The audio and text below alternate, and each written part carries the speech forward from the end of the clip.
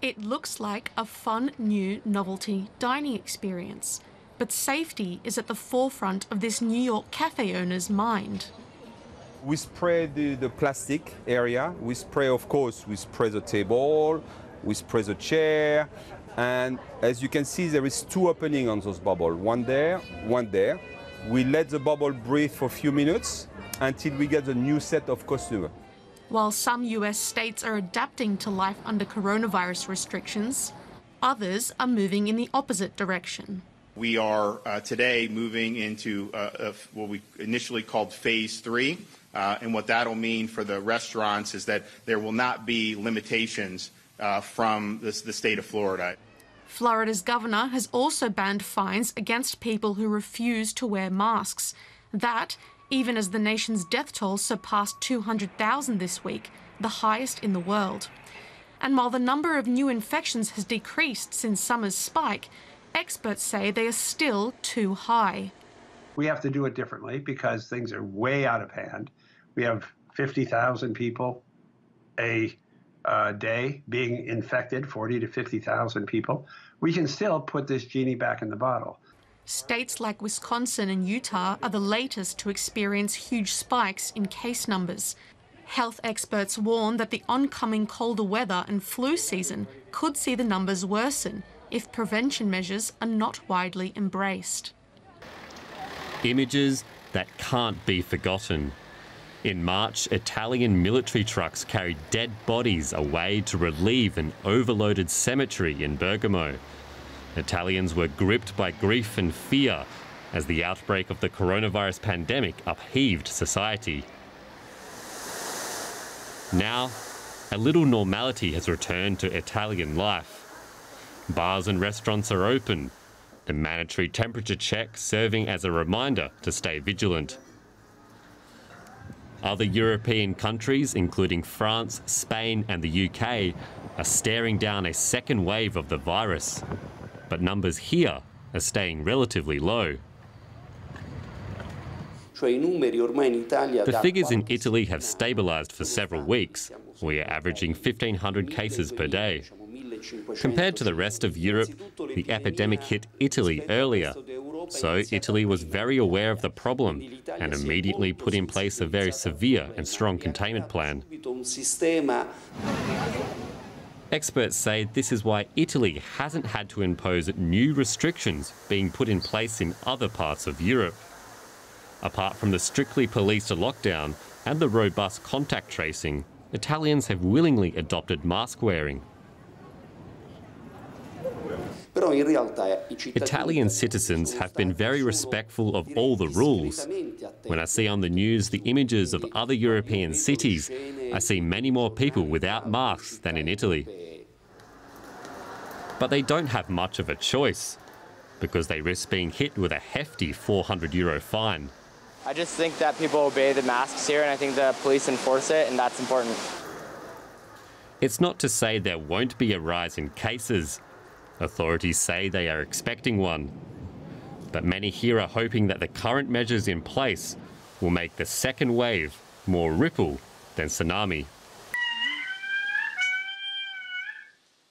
Andasibe Forest is one of Madagascar's many wildlife tourism destinations.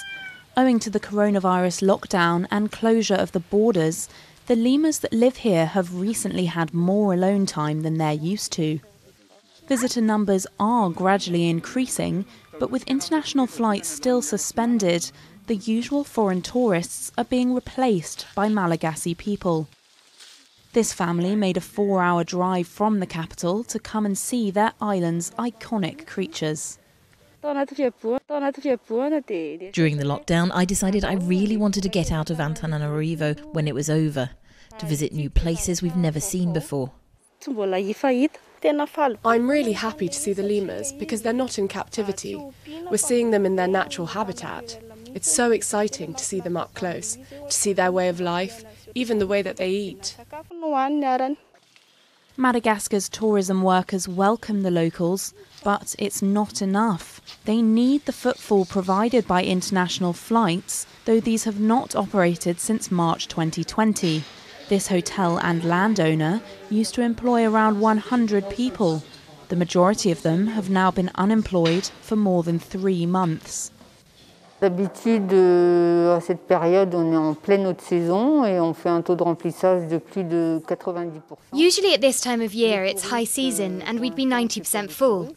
However, now the tourists are not typical tourists but local visitors, and we're no more than 5 or 10% full.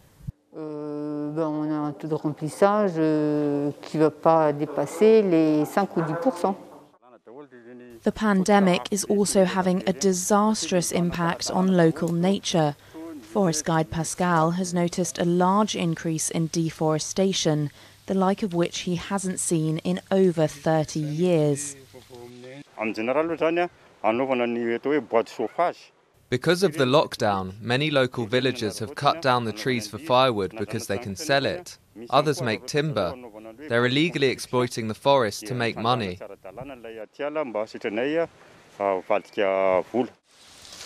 And as the trees burn, so does the natural habitat of the lemurs, mammals that only exist naturally on this island.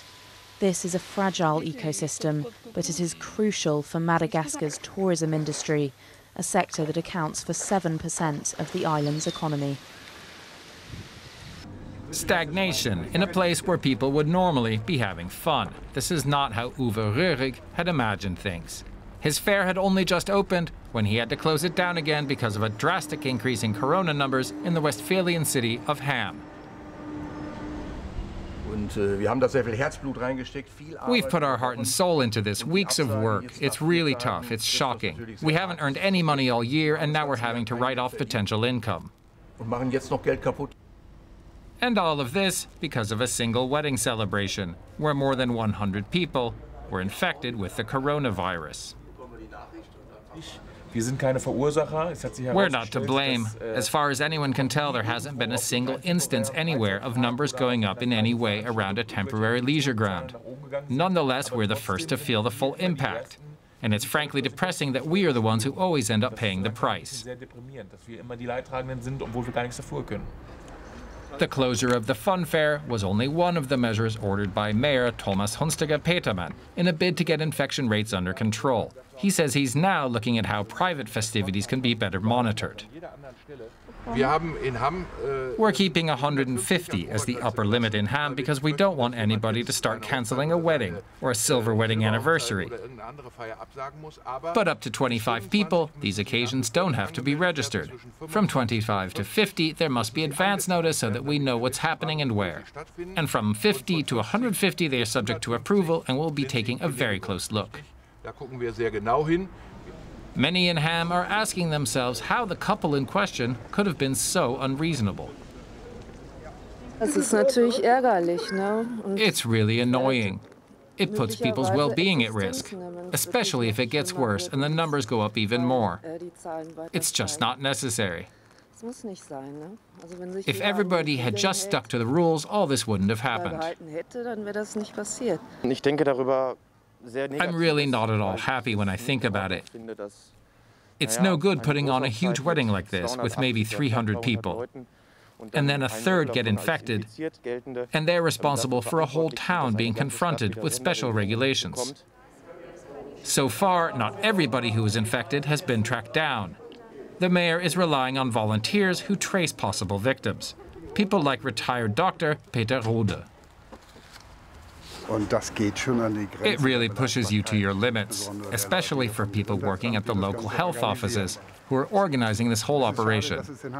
It's a real pity that it's had to come to this. I personally believe it could have been avoided.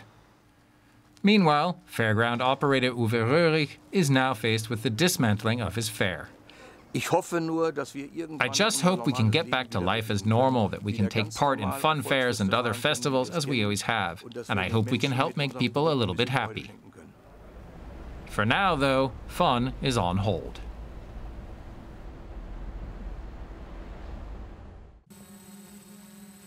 They've never seen anything like it. Gravediggers in Jakarta now work around the clock, racing to dig up to 40 burial plots a day. Before the pandemic, it was just 10. It's a job that carries the risk of contagion and offers a frontline view of COVID's tragic toll. We're not complaining about how many bodies we bury every day. It was very unfortunate for those who died. They died in vain because of others who didn't comply with prevention protocols. Jakarta is now the epicenter of Indonesia's coronavirus outbreak. The city alone is seeing more than 1,000 new daily cases, more than double the average caseload from early August. A surge that's prompted another lockdown. People are supposed to work, study, and pray at home. For business owners, it could spell ruin. We only just managed to survive the first round of large-scale social restrictions. And here comes another one. For now, I'm just relieved that we're barely surviving, but it will definitely cause an impact on our income.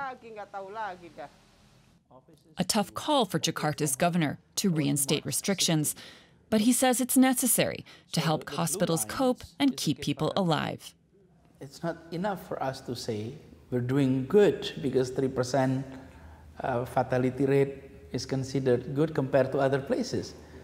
We need to see 0 death. But for now, the grim task of burying the dead continues. Without a vaccine, staying apart is the only way to stop the virus's spread and slow down the loss of life. Here's a look at other developments in the coronavirus pandemic around the world. Germany has confirmed the largest number of new infections since April, with more than 2,500 in the latest 24-hour period. Japan's Prime Minister Yoshihide Suga has told the United Nations General Assembly that his country is determined to host the Olympics next year after the Games were postponed due to the pandemic. An experimental vaccine being developed by Johnson & Johnson is proving to produce a strong immune response against the virus, according to the latest results. The early to mid-stage trial is being backed by the U.S. government.